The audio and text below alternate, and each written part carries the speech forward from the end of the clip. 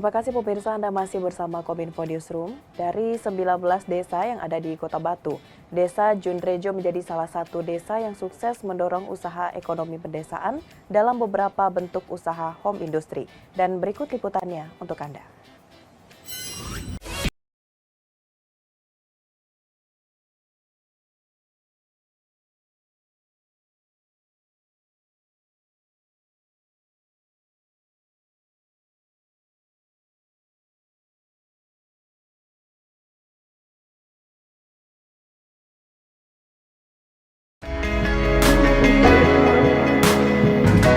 Kota Batu adalah salah satu kota di Provinsi Jawa Timur dengan berjuta pesona di Indonesia. Diberkahi Tuhan dengan bentangan alam yang luar biasa dan berbagai keindahan yang tak ternilai harganya. Kota yang tercipta untuk dinikmati keindahan alamnya ini memiliki segala potensi terbaik nampak nyata di Kota Batu.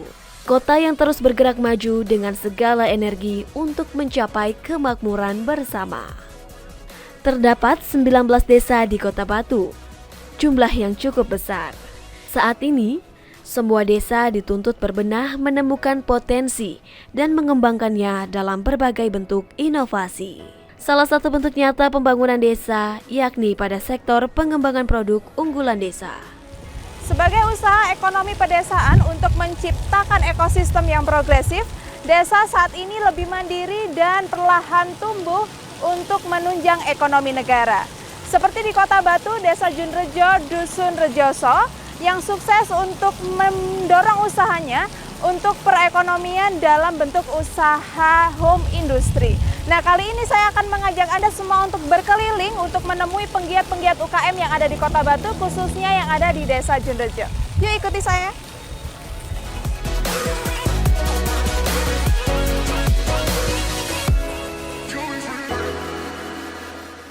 Untuk menuju lokasi desa ini hanya membutuhkan waktu 15 menit dari pusat Kota Batu, Jawa Timur dan dapat ditempuh dengan menggunakan kendaraan roda 2 maupun roda 4. Desa ini memiliki potensi yang ditawarkan mulai dari wisata alam, buatan, hingga kuliner.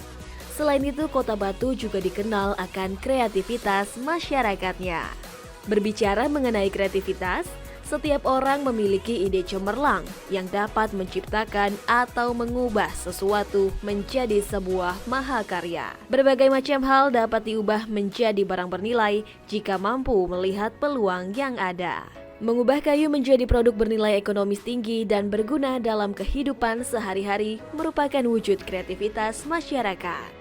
Seperti Pak Tohu, pria pendiri usaha di bidang manufaktur sejak tahun 1997, kayu yang awalnya berbentuk gelondongan disulap menjadi produk berdaya guna tinggi yang dapat memfasilitasi kehidupan rumah tangga sehari-hari.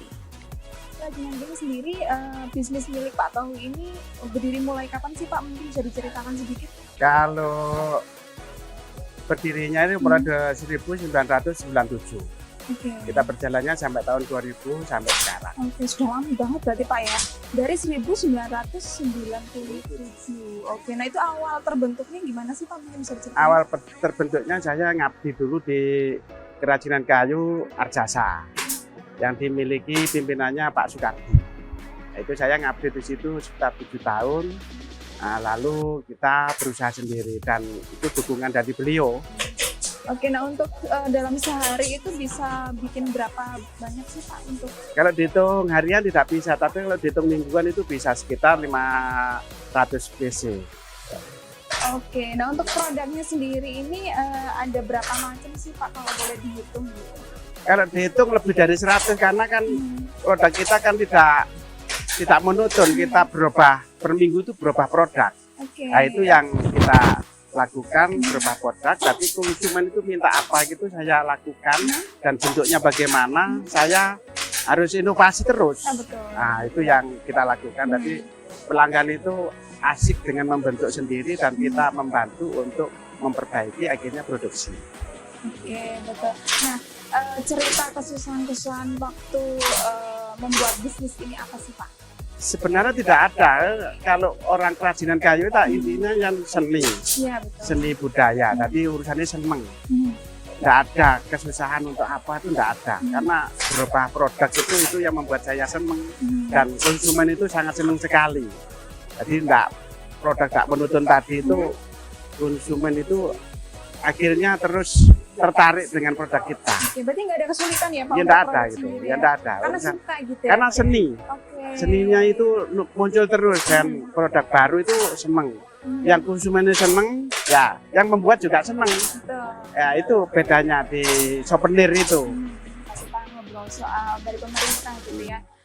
Pernah nggak sih ada kayak penyuluhan atau pembekalan seperti itu untuk UMKM? Kalau menurut Pak Tohu, saya ini memang dibekali oleh pemerintah. Salah satunya ya termasuk mental, nah terus pelatihan, nah terus permodalan dan pemasaran. Itu yang terutama. Oke Pak Tohu, terima kasih banyak saya sudah diperbolehkan ngulik-ngulik tentang usahanya Pak Tohu, kerajinan kayu ini. Nah sekarang saya mau lihat-lihat untuk proses pembuatannya, boleh ya Pak Boleh, ya? silakan monggo. Oke, Kita lakukan saya ya. bisa diantarkan Oke. Pak ya.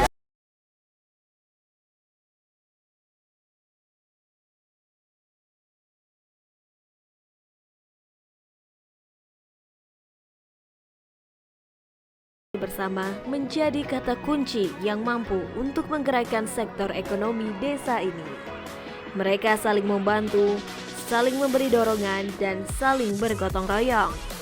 Perlahan tapi pasti, usaha warga untuk mengangkat nama baik desanya dengan menghasilkan lapangan kerja baru. Tidak hanya hidup sendiri, namun mampu memberikan kehidupan untuk masyarakat di sekitar. Kepala desa dalam rangka memuliakan masyarakat, mengambil langkah strategis dengan merangkul, melibatkan diri, dan kerjasama untuk mendukung usaha pedesaan agar mempunyai daya saing multisektoral dan multidimensi baik di kancah nasional maupun internasional.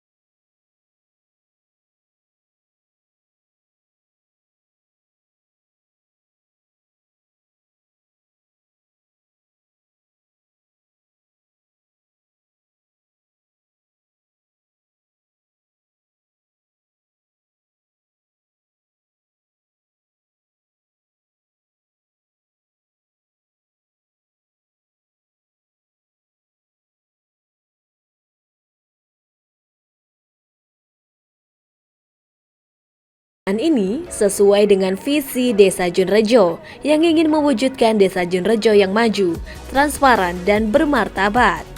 Ditambah terwujudnya kolaborasi antar masyarakat dan pemerintah dalam mencapai cita-cita dengan mengedepankan semangat gotong royong sebagai nilai luhur bangsa Indonesia akan membawa masyarakat mampu untuk menghadapi tantangan dan keterbatasan.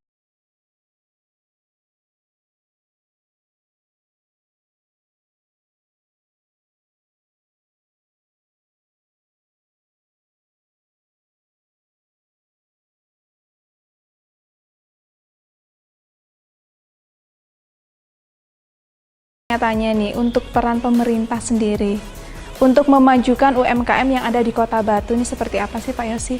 Ya, jadi gini, kalau peran pemerintah itu kita juga sudah berupaya, banyak upaya yang dilakukan oleh pemerintah. Salah satunya adalah dibangunkannya gedung pusat layanan usaha terpadu. Jadi pusat layanan terpadu untuk koperasi UMKM.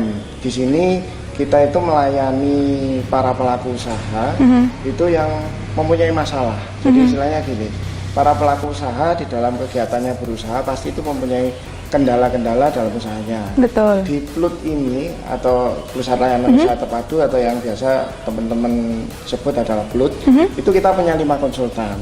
Ada 5 konsultan, itu bergerak di salah satunya adalah SDM, kemudian pembiayaan, kemudian manajemen, produksi, dan kelembagaan. Jadi 5 konsultan inilah yang membantu para pelaku usaha untuk menghadapi tantangan pada saat ini. Contohnya kemarin ketika pandemi, itu para pelaku usaha itu sangat-sangat mempunyai dampak yang jatuh sekali. Nah, untuk itu adalah PR bagi kita. Kemudian para teman-teman konsultan ini memberikan pelatihan. Jadi di PLUT ini adalah pusat pelatihan juga untuk istilahnya pemasarannya di online. Jadi karena memang pemasaran online paling efektif untuk saat ini. Jadi banyak sekali sih peran-peran terutama di Skundak. Selain ini juga pameran, juga pasar seperti itu. Oke nih, selain membantu untuk dari segi pemasaran seperti itu ya Pak Yosi ya. Nah, untuk dari pemerintah sendiri untuk perbantuan dana sendiri seperti apa sih untuk UMKM sendiri? Jadi gini, kalau untuk UMKM kita kan ada aturan yang kita itu memberikan hibah atau bansos itu kan ada aturan yang istilahnya ada payung hukumnya yang tidak bisa kita langgar. Jadi gini, pemberian bantuan kepada pelaku usaha itu adalah yang pelaku usaha yang sudah mempunyai kelembagaan. Minimal kita bisa memberikan ke mereka kalau sudah berbentuk koperasi atau lembaga yang sudah 2 tahun berjalan seperti itu. Jadi memang konsep kita rubah sedikit untuk saat ini. Jadi kita membina atau memberikan pendidikan kepada pelaku usaha bahwa mereka harus bisa mandiri dulu, dalam arti tunjukkan bahwa usahanya itu mereka punya komitmen untuk usaha baru. Menunjukkan potensinya dulu begitu ya Pak Yosi ya. Kita bantu apa yang kurangannya mereka. Tapi kalau belum istilahnya ibaratnya seperti orang mancing, belum kita sudah kasih tempat pancingnya, sudah kasih ikannya. Nah, itu kan kita nggak mendidik gitu loh. Kalau untuk saat ini kita mendidik para pelaku usaha komitmennya dulu. Nah, ketika sudah berjalan kendalanya itu yang akan kita bantu. Oke, intinya yang penting inovasi, komitmen dan konsisten seperti itu ya Pak Yosi ya. Oke Pak Yosi, terima kasih banyak. Ini saya mau keliling-keliling lihat produk-produknya, boleh ya Pak Yosi ya? Oke, terima kasih banyak ya Pak Yosi.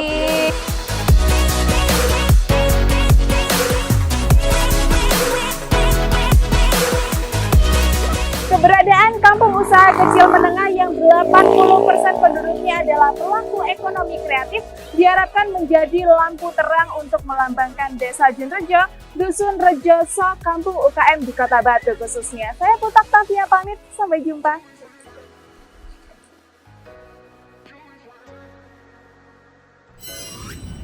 Itulah ragam informasi yang telah kami kemas untuk Anda. Dapatkan update berita pilihan setiap harinya di kanal GPR TV atau melalui media sosial gprtv.id. Saya Mona Azarini pamit, sampai jumpa.